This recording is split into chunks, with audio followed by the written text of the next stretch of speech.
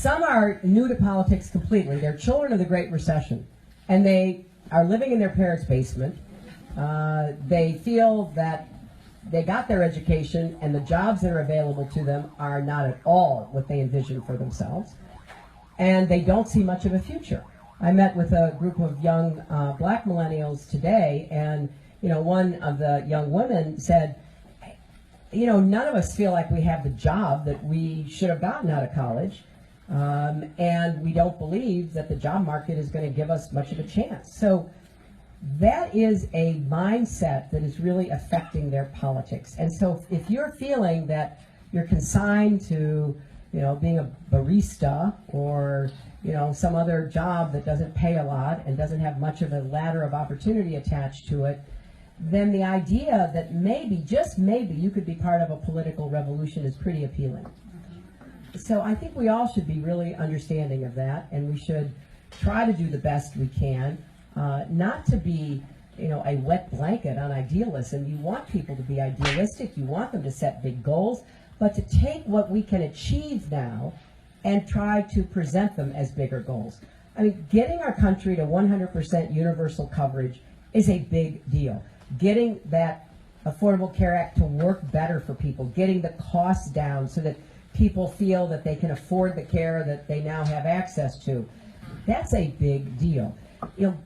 Going after infrastructure, manufacturing, combating climate change by setting some big goals like 500 million new solar panels by the end of my first term and enough clean power to power every home in America by the end of my second term, that's a big goal.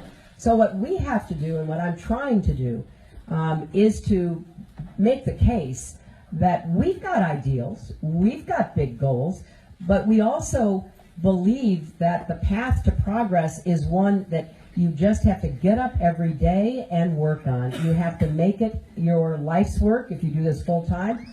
You have to make it part of your civic responsibility for others, and just keep making that case. It's not as glamorous. It's not as exciting. It doesn't promise a revolution. I mean, I'm still trying to understand the revolution part, because here's how I think about it. In order, and Senator Sanders sort of alludes to this. In order to have the revolution, first we have to take back the Senate and get to 60 votes. Then we've got to take back the House. And that may require some redistricting in order to get people out of safe Republican seats so they can be competitive again. I think we're already in like year 6 or 7 of a 2-year term. So, those of us who understand this, who've been experienced, who've worked in it, know that it's a false promise. But I don't think you tell idealistic people, particularly young people, that they've bought into a false promise.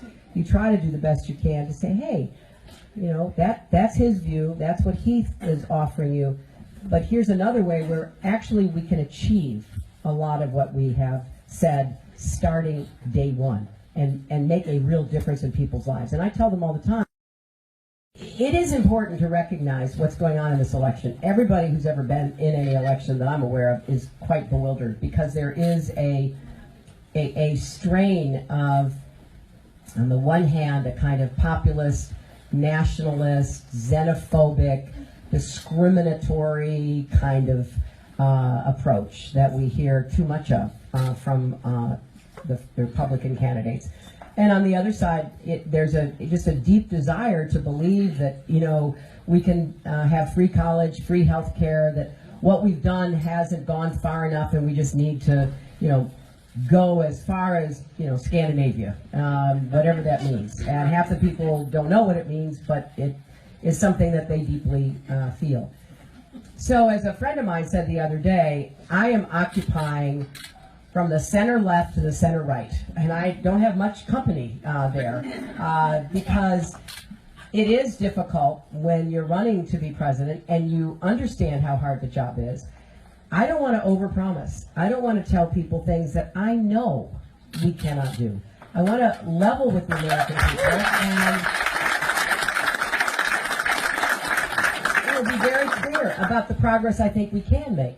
Now, it won't surprise any of you to hear me say that I think we can grow the economy, get back to more broad-based, inclusive prosperity.